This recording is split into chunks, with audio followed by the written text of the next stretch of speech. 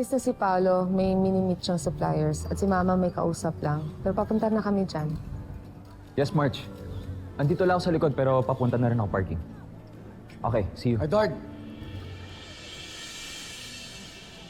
Ang lakas ng loob mong magpakita dito.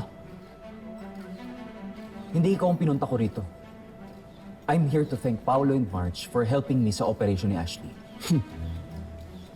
Ang sabihin mo, you came here to gloat?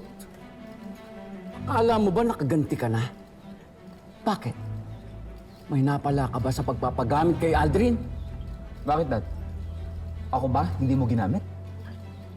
What the hell are you talking about? All my life, ginamit mo lang akong dekorasyon para pabamuhin ang image mo. Para magmukhang mabuti kang ama at perpektong pamilya natin.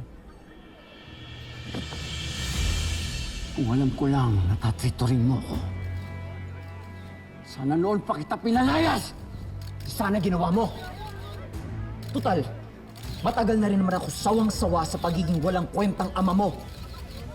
Kaya ng kumpanya, matagal na rin silang sukang-suka sa'yo.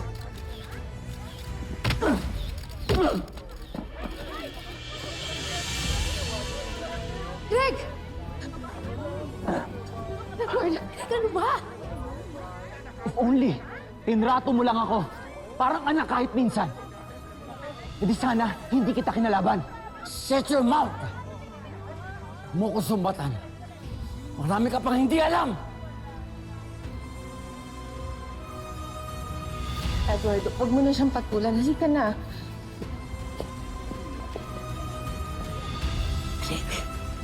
Greg, dito nga tayo.